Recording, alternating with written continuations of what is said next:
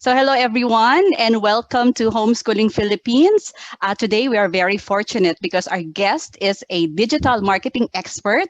He is a trainer, a vlogger, and he is the mentor of mentors. So he helps Filipinos how to earn online and he is dubbed as the Philippines virtual assistant guru. He is my mentor po in online marketing. I've taken quite a number of his courses, but most importantly, he is a dad, a homeschooling dad. So please welcome Mr. Jomar Hilario. As I mentioned a while ago, no, when it comes to homeschooling, usually ito yung mga mommy ang talagang involved. Pero you as a dad, when did you decided to be a little more involved? Parang ano yung point of recognition mo where you realize na kailangan maging involved ako? O from the beginning, involved ka na talaga? Ay nako, napakagandang kwento at napakagandang tanong yan, Nida. Thank you for Miss asking. Universe ba? Hindi siya Miss Universe. Mas Di ba? malala pa niya. Nung nagalit na si Mrs. Yun lang. Di ba? Superhero. Nagalit na siya eh. So I have to pay attention. Ganon. Nung una kasi, my attitude was wrong. I think it's a businessman's attitude, no? Like, you take care of your business, no? And you treat your kids like they're not part of the business. Okay. You get that point of view. Yeah. Yung business mo, yung kids mo hindi mo yung business. Literally, a business na registered. Hindi mo naman talaga registered business ang mga anak mo. Yes. Yung ibig ko sabihin. So most of my time and attention nasa registered business ko. Ngayon, nung nagalit siya, di nagbago isip ko. Galit ba kami? Nagalit siya eh. Sinabi niya, kailangan ma-involve ka, blah, blah, blah, blah. Tapos, pinaalala lang niya sa akin yung nakalimutan ko, which is I have the means, I have the knowledge, and I have the ability. The problem with me was, I did not, in my mind, hindi ko na-convert na, pwede ko palang turuan yung mga bata. You get me? Di ba I teach you guys? Yes. Since 2008 ko, ano tinuturo ko sa all walks of life, right? Mga lola, tinuturuan ko paano gumamit ng mouse, mga ganyan. Di ba? Yes. Tinuruan ko yung, 1,000 people paano mag-Facebook ads from scratch. Di ba? In 4 hours. Di ba? Hanggang lookalike audiences, di ba? Hindi pumasok sa isip ko na pwede ko palang turuan yung mga bata ng basic computer stuff. Dito mo yun. I did not think about it. I didn't think about it. It did not occur to me na pwede ko palang i-treat ang kids ko as my clients also. I just didn't think about it. Nung sinabi ng asawa ko yun, oo nga no, sige. Tapos she had to fix my my teaching style pa. She had to fix it. Di ba, you've seen me teach, di ba? Hindi naman siya perfect teacher. Malayo sa perfect teacher. So that style is also the same in the house. So she has to fix my style also. Kasi hindi maganda yung style ko. Hindi pang bata. Hindi rin yun. Hindi rin maganda yung ugali ko. Hindi rin maganda yung ugali ko towards them. Remember, hindi naman ako natuturo ng grade 1, grade 2, grade 3. Yeah. Or, which a lot of parents are. Mas mahirap magturo ng low grades kesa, when I say magturo, yung simpleng, anak, marunong ka mag-iPad, di ba? Ito ang settings. Hindi niya pinupuntahan yung settings. Yung tuturo mo, siyempre, hindi mo papaseminar rin yan. Dudututin lang naman niya. Pag pinindot mo ito ang nangyayari.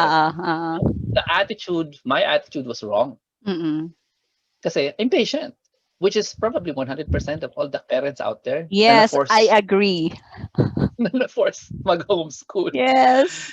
Yung nag-volunteer mag-homeschool, inano lang yan, tinanggap na nila na sila magtuturo. So mahirap, tinanggap na nila. Pero if you're forced because of the pandemic, so your patience is like 0.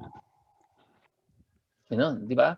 So in my context, I had to find out how to deal with that myself. So kanya-kanyang growth yan.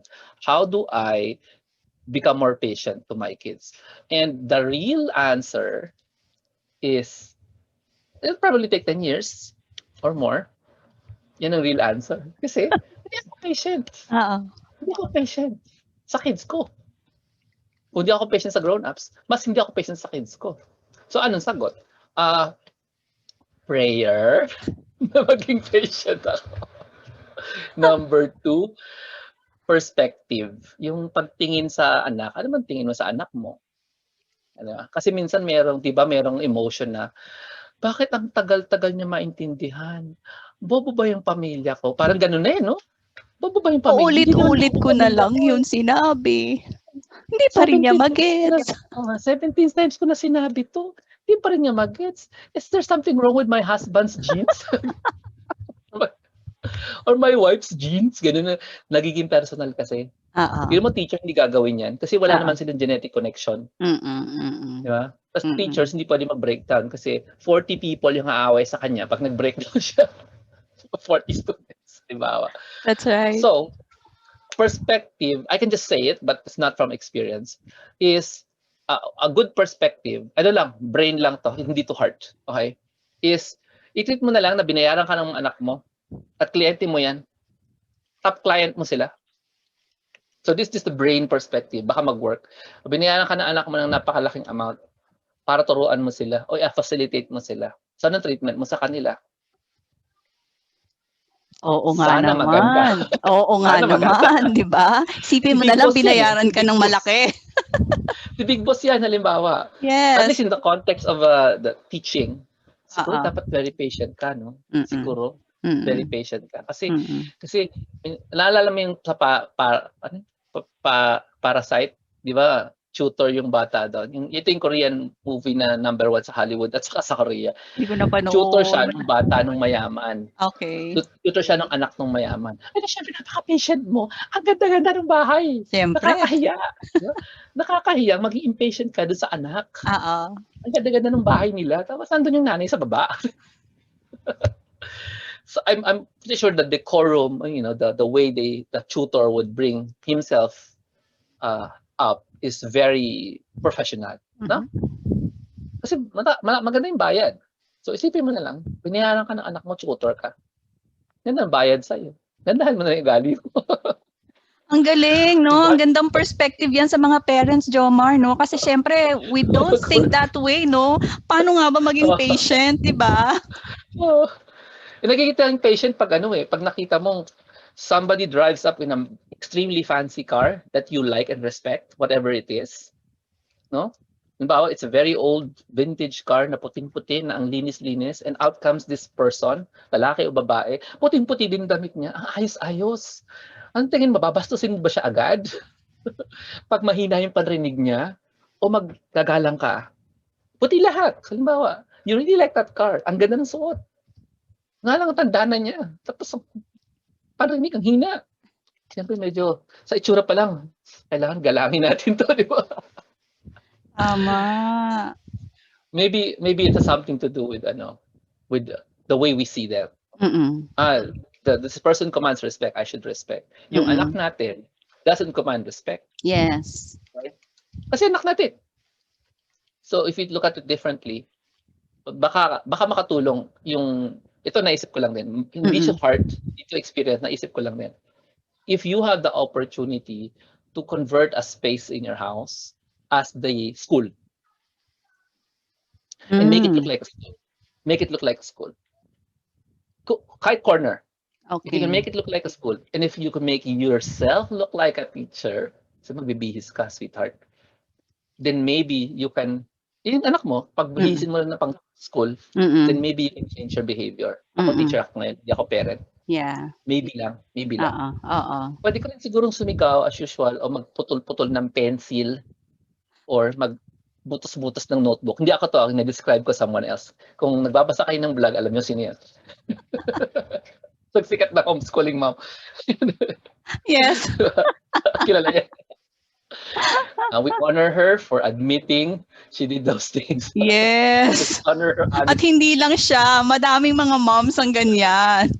Hindi naman namin ginagawa. Masakit yan. Masakit.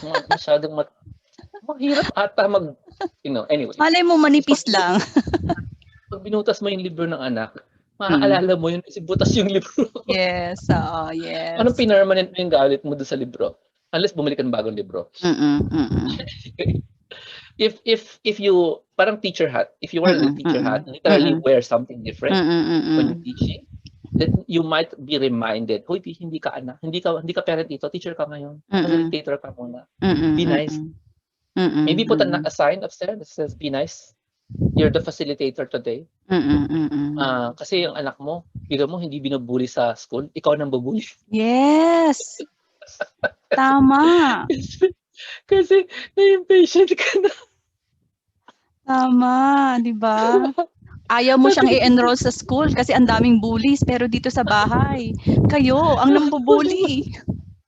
ako guilty ako dyan. So, Maraming guilty diyan, you marami. have you have the benefit of my bad experience. Maybe it will help if you put a reminder up there. Oo. Feature your name. Yan. Mm, mm. So, tutor your name para, Oo. ayun, hindi nga pala ako parent ngayon. Di ba? Hindi Oo. ka nga pala parent. You're May pala, facilitating may pala. naalala ako isang homeschooling mom din. Talagang naka-uniform yung mga anak niya. Para alam nila na, Good. oo, na talagang pare-pareho yung tatlong boys niya, naka-uniform talaga. So alam ng bata na this time, at this hour, at this day, si mommy ay teacher. Diba? Maganda rin yun kasi you as the parent coach ganyan, alam mo, ay, hindi pala sila anak ko ngayon. I have to behave like a good educator. Alam mo yan? I have to behave like a good educator. Siyempre, Yes. some people cannot be bothered to change clothes, no? Unless may Zoom. Nag-Zoom, nagbago damit. Since may Zoom, nagbabago ka ng damit, magbago ka rin ng damit kung nagde-distance learning kayo. Yes. Tama. Ang galing. Pero what practical tips naman yung pwede mong i-share sa mga dads para mas maging mas involved pa sila sa homeschooling?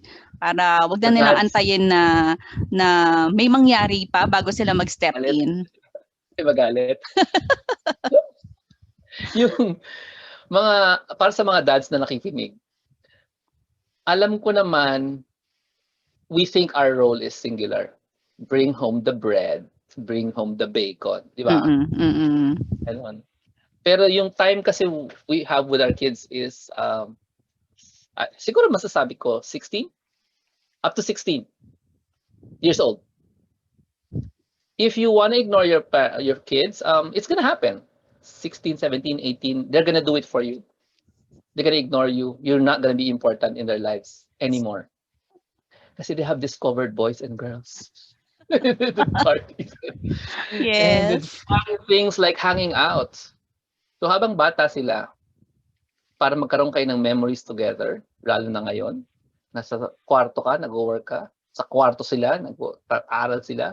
If you become more active in their schooling, you have tons of memories to look back on. When they have decided to forget you at age 16, 17, 18, 19, 20. So, mabilis lang kasi yun 2020 is almost over, no? Baka next year, wala na yan. Balik na sila sa school. Wala na rin sila ulit. So the opportunity to have memories and to pass on yung feelings natin na we feel that this value is important. Halimbawa, honesty. Halimbawa lang, sa tingin mo, of all the values, honesty is the most important. So if you spend more time with your kid, marami siyang time, makakwentuhan mo siya about how honesty helps from your life, from the stories that you go through. Pagawaan mo siya ng project about honesty pero in Tagalog. Yeah. Pwede na. Sinama mo yung value, sinama mo yung essay writing or art making to the subject. So, yung gusto mong ma-instill sa kanila, of course, if you want to have a relationship with them, no? And you don't consider yourself as a ATM lang. No? Kasi maraming OFW, ang tingin nila sa sarili nila at tingin ng pamilya nila, ATM lang sila. Do you really want to be the ATM of the family? Kasi alam ko, alaming OFW, lalo na nung nawala ng trabaho. Hindi na sila ATM. Wala na silang halaga sa tingin nila. Kasi ang tingin ng pamilya sa kanila, yung kaisa-isang role nila, wala na. Pero hindi naman You're also the parent. So kaya nga, mga OFWs na kausap ko, hindi pwedeng nandyan ka tapos hindi mo mini-meet yung kids mo every week. Kaya mo every day. Kasi parent ka pa rin. Na-invento na po ang cassette. I-record mo sarili mo sa cassette. Padala mo yung cassette. Maririnig ka nila after 1 month. Na-invento na yun. Kung hindi mo kaya gawin yun, pumindot ka ng call sa Facebook Messenger. At kaya mo silang kamustahin.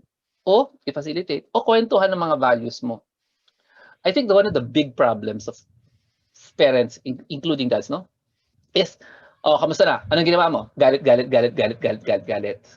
Instead of the traditional role of storyteller. Anak, may kukwento ko sa'yo ngayon. And the kwento comes from my past. It has the values that I want you to understand. Bakit hindi naman kailangan about today? Uy, alam mo Kade, ang dami-dami ditong kahera, ang dami-daming clients dito sa bangko. Boring yun. The kid doesn't care, and also you don't care because there's no value in it. Diba? Anak, napanood ko yung startup na TV show. Bininge watch ko, kakagilty nga eh. Pero ito natutunan ko. 1, 2, 3, 4. Ikaw, anak, bininge watch mo na ba yung startup na TV show? Daddy, pwede ko palang i-binge watch yun? Oo, sige, basta pag-usapan natin. Diba? I actually started watching it. Pareho na kayo masaya, di ba? Startup. Oo. Be involved, they're gonna be gone pretty soon. So, welcome to our world, no? Time goes really slow when you're homeschooling and working at home. It's really slow. Pero you might not enjoy this privilege by end of next year. Baka ito na yung first and only time na pwede kayong mag-work together and be together in that house. Make it a happy house. Kasi ikaw ang pumili ng bahay na yan. Ikaw din ang pumili ng pamilya na yan. Kasi nung pinakasalan mo siya, yun ang effect. Di ba? So, it's all in your hands. Not just the making of the money, but making a happy family. So, ang maganda dito, I can't talk about that kung hindi totoo. Kasi makikita mo sa mata ko, kung gino-joke ko lang kayo. Diba? Anong sabi nila? Char-char lang. Char-char lang. Pwede ko kayang joke-joke. Ang dami din nag-joke-joke. Hindi naman talaga masaya yung pamilya. Diba? But this is the family I made. I chose. So it's my responsibility to make it a happy family. And since nagawa mo na yung choice noon, yung pinakasalan mo yung maganda, yung naalala niyo siya? Pinakasalan mo siya, di ba? So it's your job kayong dalawa to make it as happy as can be, you know, with kids, without kids, ganyan. Make it happy. You're with each other. Yan ang requirement ng pandemic, di ba? Magkasama kayo sa bahay.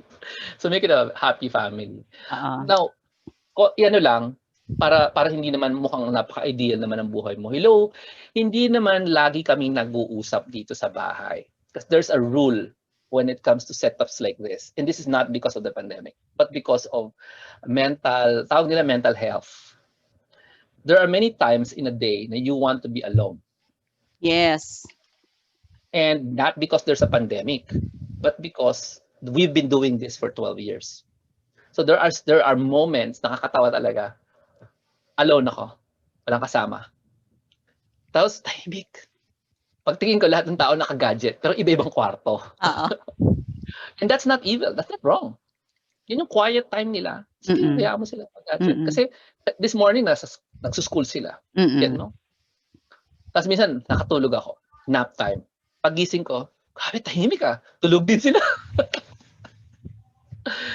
It's part of it. Being alone and yung lalo kahit maliit, like there's a child behind me, right? Naglalaro siya mag-isa. That's part of it. Kung wala kayong time na gano'n, pinapabayaan mo silang alone. Kaya kayo nahihirapan mag-adjust sa quarantine setting. Let people be alone. Yan. Ang galing. Make it a happy house. Ang galing. Pero being involved in the homeschooling setup, no? So, nakita namin na masaya yung pamilya. Pero, aside from having a happy family, parang ano yung naging factor looking at a bigger picture nung naging involved ka na in homeschooling your children? Oh, what do you mean factor?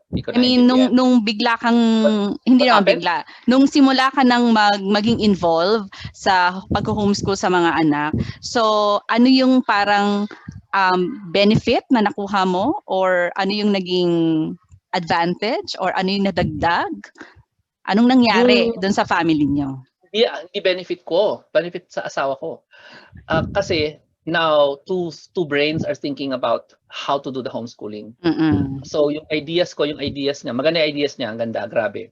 Tapos may mga bagay na hindi ginagawa. Katulad nga yung rescheduling, yung Mm. curriculum to an actually workable schedule. That's her idea. Pero yung creating a grid on the whiteboard Mm. for scheduling of the portfolios, that's my idea. Tapos isa pa, pag dalawa kasi na kayo, ang daming ideas na pwedeng mangyari. Tapos pwedeng, like for example, deciding to get whiteboards. That's one of the first things we did. No? Ilang whiteboards, saan? Tapos with whiteboards comes great responsibility. Whiteboard markers and erasers. Supply niyan. Ako in charge dyan. Di ba? Ako in charge sa supply niyan. So the kids now, if I have to explain something, we go to the whiteboard. Usually it's Bible. It's a Bible story. Ina-explain ko, dinodrawing ko. Minsan magtatanong lang yan ng one word, tapos kukwentuhan ko na yan ng values tungkol sa one word. Naka-diagram. Pagtapos napipicturean ko na, tapos kalimutan na natin. Pero ito na yung using just one word, pagsisisi. Mm. Tapos lalagyan ko na ng drawing, ano ba yung Tagalog, ano yung English, ano yung meaning, ano yung significance. It's in the whiteboard. So, because two adults are taking care of the homeschooling, mas maraming ideas na lumalabas. Mas, ang tawag ng synergy 1 + 1 = 17. Ganyan. So, nagkaka-synergy. Pag lahat si Mrs. o lahat si Mr., which is kind of rare, kung lahat si Mrs. na yung happiness level ni Mrs. will be Yes. clean at the end of the day. Yes. At the end of the day, wala na rin energy. Wala na rin. Wala nang bedtime Pakiulit yan. kasi maraming gustong mommies na mapakinggan nila ng mga asawa nila. Pakiulit-ulit. Pag lahat ng pag-check ng exam, pag-check ng worksheet sa Mrs. lang, pag sit down with the kids, pag Mrs. lahat, tas wala tayong ginagawa as husband, no? As in, we just bring home the bacon. Ang energy level ni Mrs. everyday, mababa. Ang kanyang love everyday, mababa. Ang kanyang patience everyday, 0. Pagdating sa kama, wala na energy. Tulog na yan. Tatalikuran ka na yan. Bahala ka sa buhay mo. Tapos ano yan, it's bad. It's bad for the health of your wife. For them to just keep ubos yung energy. Kasi pag yung patient, nauubos everyday. Headache na yan. Sorry, headache ako. Wala ka na, di ba?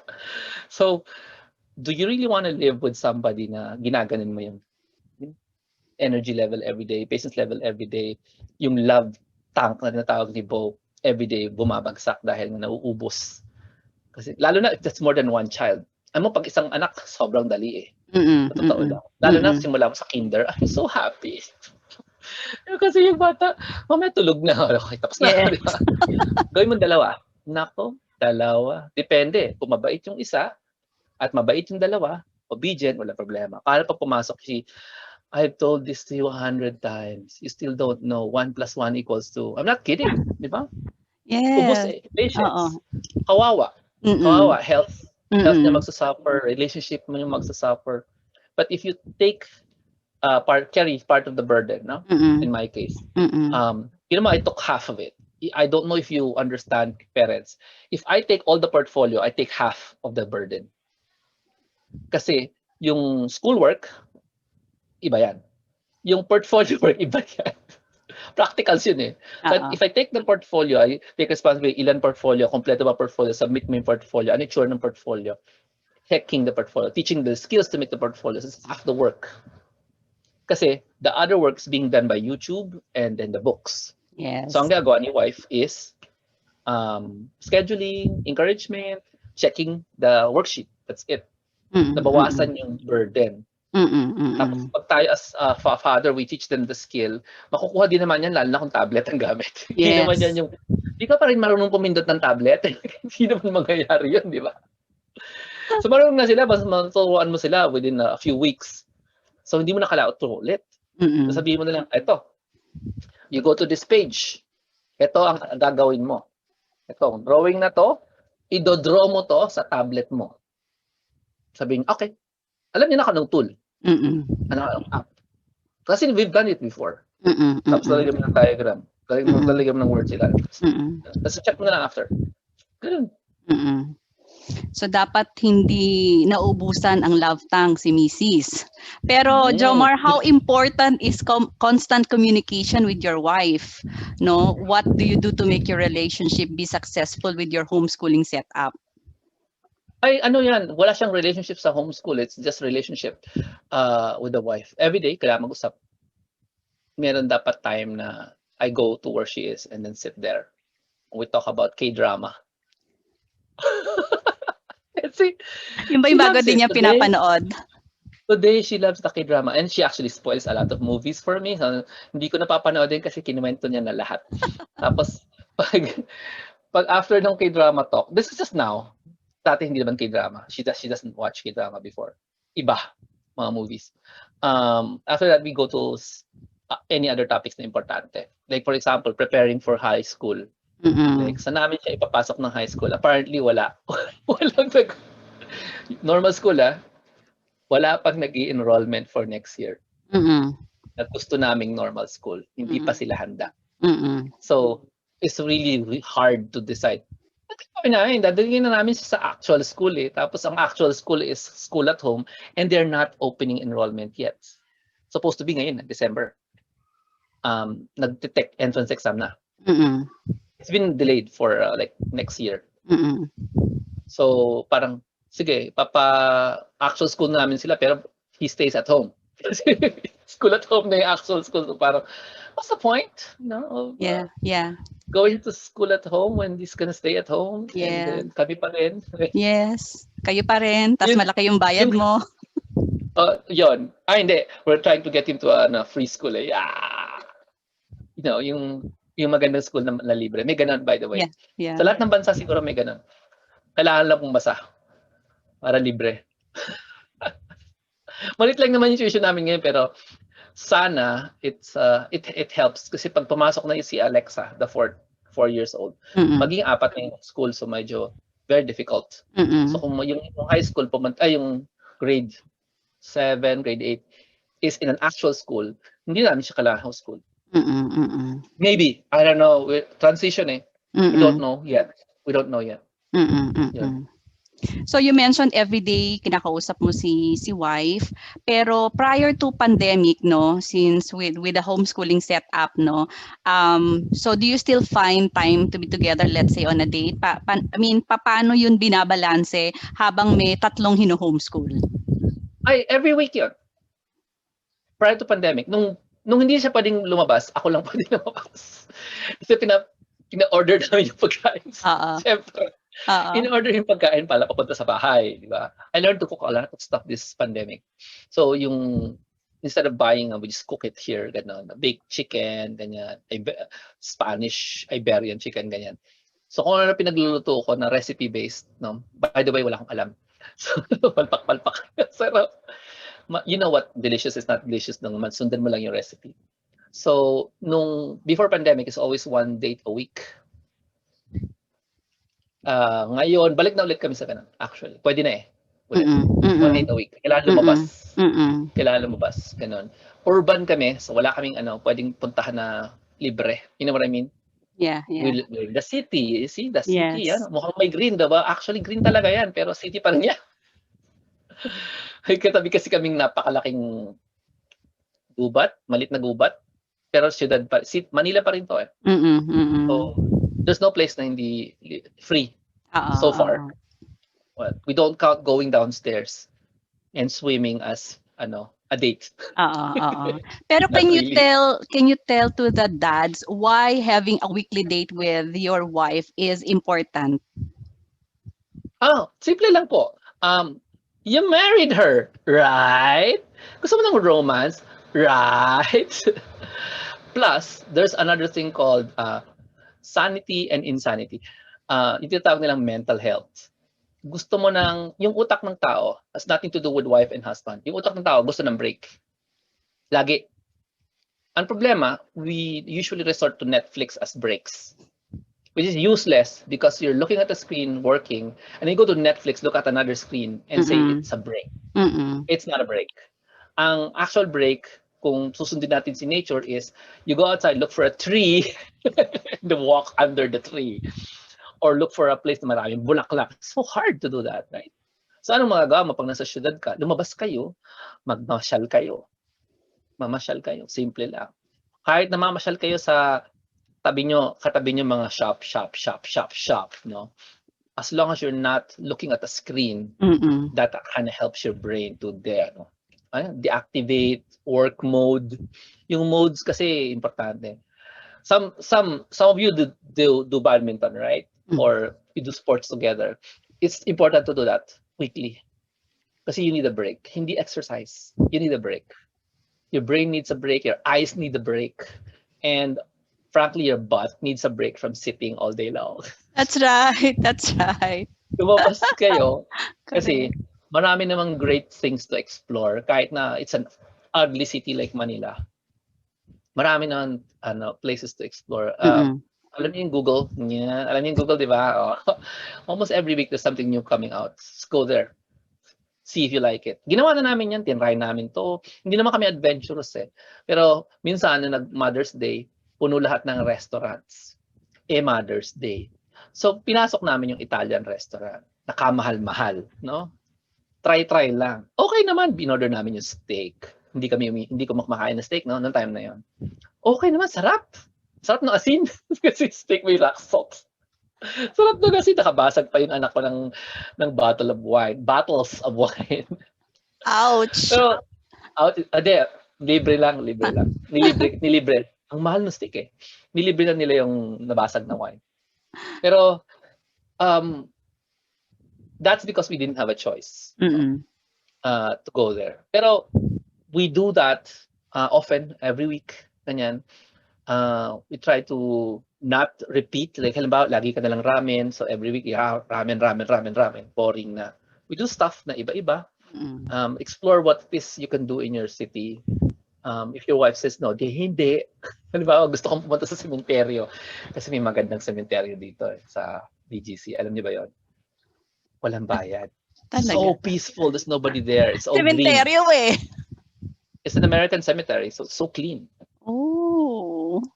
It's so clean. Super clean. Para siyang park. It literally looks like a park. And they have this massive mapa on the wall. Massive. As in 1 story high.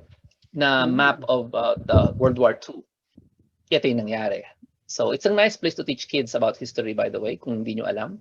It's the American War Memorial here in... Memorial siya, hindi siya actual cemetery lang. Here in BGC. Katabi siya ng SM Aura, believe it or not. Sabi ng SM Aura, nobody really notices it. Kasi walang bayad. Pasok ka, then you talk about the maps, you look at the process, ng gano'n ng mga namatay ng World War II. Gusto ko man yun. Ayaw niya, no? Hindi yun date. Hindi namin gagawin yun. Pero mga anak ko, yun. Okay, dadala ng chichirya. Tapos, tingnan niyo yung mga massive na map of the Philippines. Ito yung mga events na nangyari. Oo. Pag gusto, may paraan. Pag ayaw, maraming dahilan, di ba? Pag ayaw, ang tanong doon is, bakit mo siya pinakasalan? Yes. Di ba may gusto ka sa kanya? O, tuloy-tuloy mo lang. Panindigan mo na. Sa dads? Hindi siya sexy. Panindigan mo na. Ikaw din may cause nun eh. Bakit siya hindi sexy? Bakit? Hunk ka ba? In-encourage mo ba siya lovingly na maging hunk din? It's your fault. Ano? Inuman mo siya ng chocolate? Bakit? Dapat hindi chocolate. Diba? Anyway, hayaan mo mag-hiking para hindi tumaba. Kami naman, what we did, kasi nga bawal pa lumabas, no? So we bought a bike. My husband bought a bike. Kaming dalawa. So bike lang, kahit hindi naman talaga kami siklista, no? Padyak-padyak. Tapos ang pinakamalayo naming narating is Aguinaldo Shrine from where we live. So yun lang, no? Parang... I know that. I like that place, Aguinaldo Shrine. Oo. Ganda. Ang sarap doon. Oo. Pero let's go back to prior to pandemic, no? Yung laging tinatanong about socialization ng mga bata. Yung lagi na lang paulit-ulit, no? Do your children get the opportunity to socialize with other children prior to pandemic? Kailan to nangyayari? Oo, before pandemic. Okay. Siyempre ngayon, halos wala. Kasi bawal makapaglaro kahit kanino. Ang ginawa namin sa kids namin, they actually went to a school once a week dati. There was a year na hinahatid ko sila sa school. Now, that was a MAPE school. Mm. And they were able to experience how a classroom really works. Mm. So meron silang classes, meron silang computer class, may music class sila. They actually went and starred in a play. So meron silang rehearsal class, nagre-rehearse Mm. sila for the play. Mm. Uh, so na-experience na naman nila yung ganon. So tinanong ko sila, gusto niyo bumalik? Ayaw na nila. Ayaw na bumalik. Kasi kahit nakasama nila, hot homeschooled, may bullying pa rin na nangyayari. Tapos, ang ginagawa namin, we actually visit their cousins a lot. So, ayan yung age group na, ano yan? Na socialization. Pero even Mm. before that, yung, in addition to the cousins, di ba kasama kasi kami dun sa karate? Nagka-karate sila eh. Oh, So, syempre, hindi ka pwede mag-karate mag-isa sa may mga edad mo. yeah. So, they have karate class, and we also active kami ng choir. So, yung community dito, kilala namin yung magulang, yung anak, yung lola, and the choir has choir practice. We have carolings, ganyan. Siyempre, pagkatapos nun, maglalaro na sila. Gets mo? Actually, after mass, maglalaro na sila ng mga ka-choir. Ah. Ganyan. So, they have friends in the community, as friends in the choir also, aside from yung relatives. Mm. Yun ang majority ng kanilang socialization. Mm. And of course, us. Mm. Ang advantage namin, hindi sila one child. No? I mean, I have 4 kids. Mm. So many people now have only one child. So Mm. talagang it's your responsibility to look for playmates kasi you Yes. did not create. Mas madali mag-create ka ng playmates. Okay, kasi apat yan. Pwede mag-game of the generals. Di ba? Di ba? Kasi tatlo lang requirement mo doon. Otherwise, ikaw kalaro ng anak mo. Di ba? Oo. We make it a point na they know how to deal with grown-ups kasi yun ang advantage nga ng ng homeschooling and people their age. We also Mm. explain why people their age are strange. Kasi syempre tatanong nila, bakit niya ako gano'n? Inaway niya ako. So Oo. explain lang namin, ganito yan. Kasi ganito talaga kayo, mga bata. Ganito kayo Oo. mag-isip. Mm. So, ganito, nag-aaway sila sa text. Sa chat, nag-aaway sila sa chat. Bakit? Hindi ba nangyayari yan sa school? Nangyayari yan sa school. Nag-aaway sa chat. Definitely. Ito ba, this pandemic, nag-aaway sa chat. Nakakatawa. Nung walang pandemic, hindi nag-aaway. Nag-aaway sa chat. So, it's funny, flag. Socialization-wise, don't worry. I don't worry about it.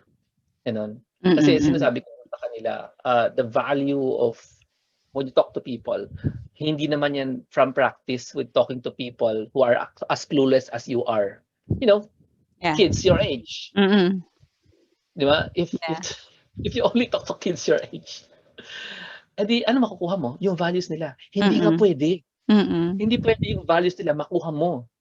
Because wala rin silang alam. Ang dapat makuha mong values yung sa amin. Kasi mas alam namin. Mm. So maturity-wise, no, I believe kids na actively engage ang parents, mas mature sila. Mm. Hindi ba, what do you want? An immature kid? All kids are immature. Di ba you're proud if your kids are mature? Don't Siyempre. get me wrong, they love to play. Okay? Hindi dahil wala na silang pagkabata. No? Mas mature lang. Mm. Mm. Agree. Pero 'di ba, isa rin sa mga concern ng parents yung 'pag nag-start na sila mag-homeschool, parang iisipin nila, "Are my children at par with their contemporaries?" May gano'n ka bang naramdaman or what can you tell to the dad especially kung meron silang gano'ng feeling? Magandang tanong yan.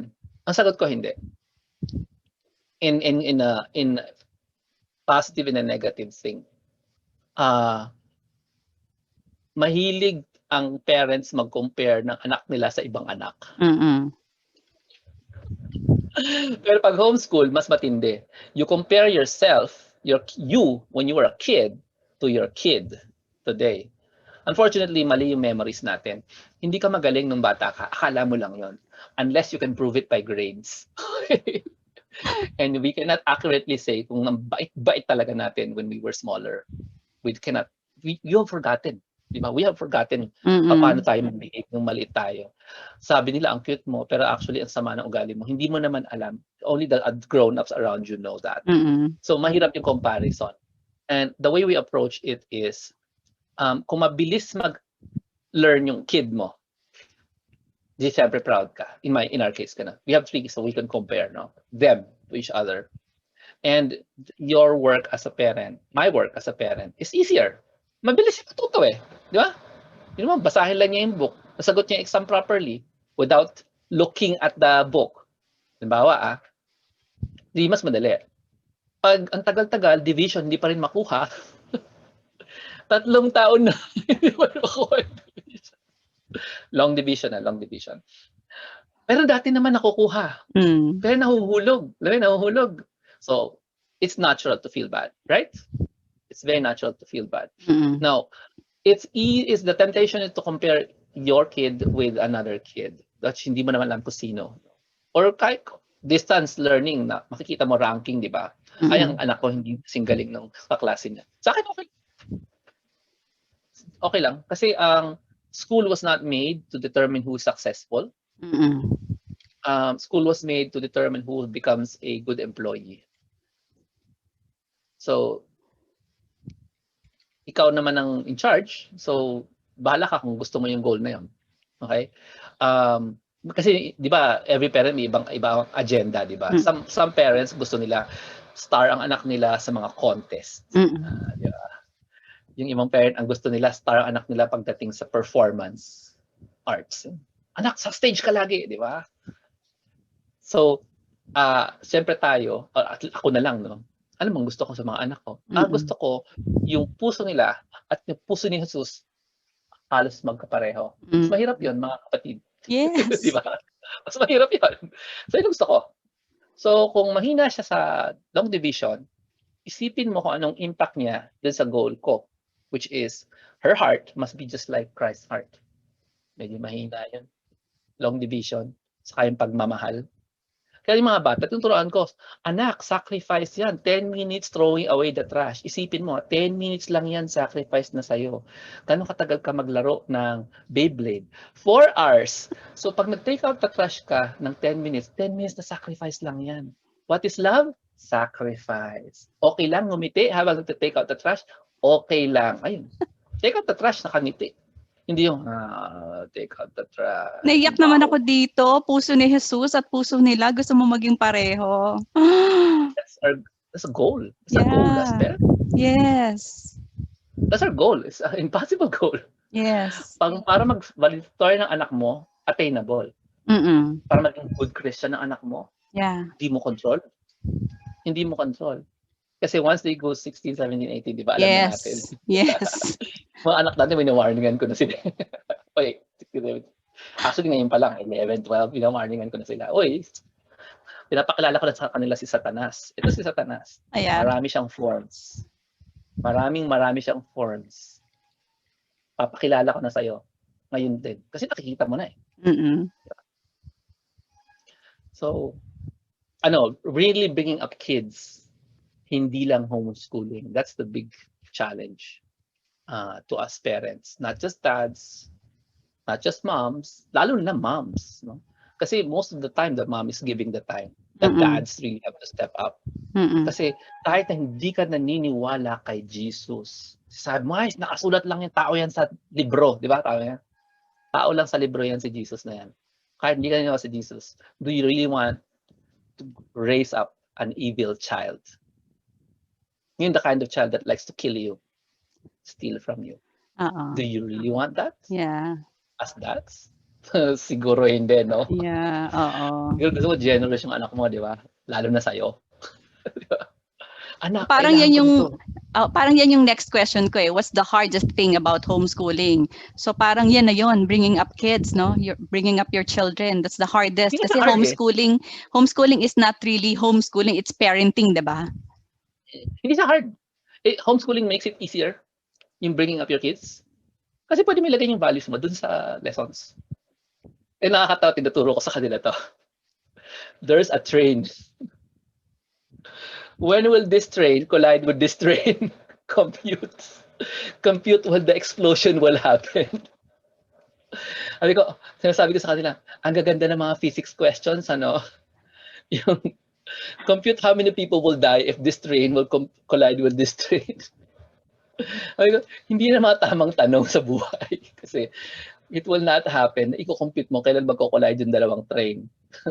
Oo. Kailangan you come up with more useful questions Yes. pang Oo. physics. Oo. Hindi yung collision. I'm showing them, this is how you see the world. Sometimes there are useless questions. You have to answer them. Pero pinapakita, that's a useless question, anak. You will never have to compute when they will collide.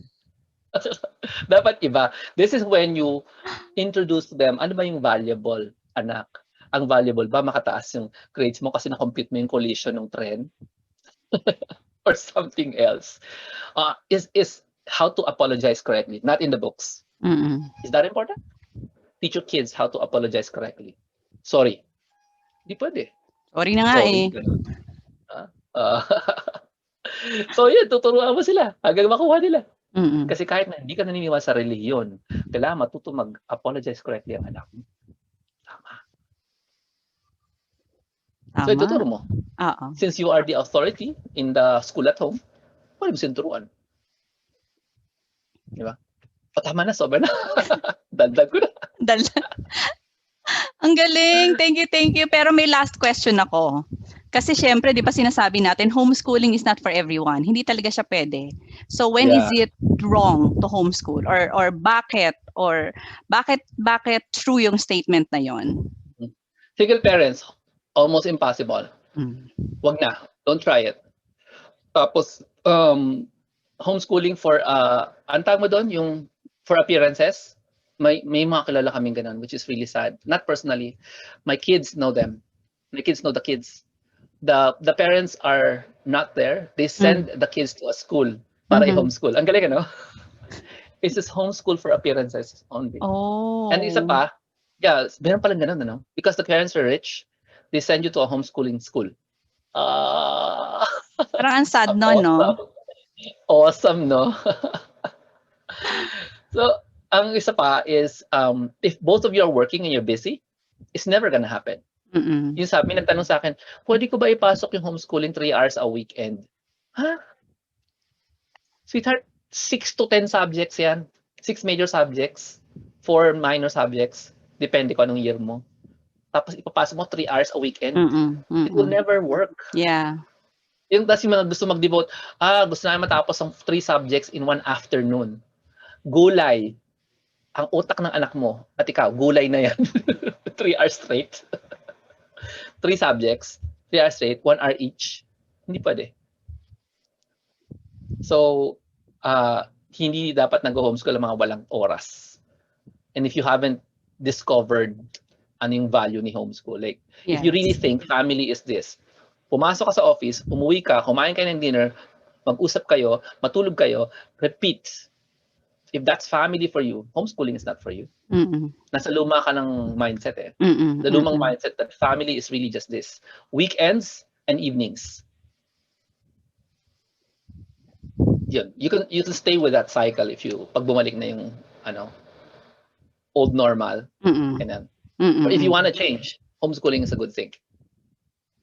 Ayaw mo na mag-old normal na. That's what family is. Weekends, holidays, and evenings. Yun. Galing. Alam ko napapahaba na tayo, Jomar, pero thank you so much, no, for saying yes to this interview.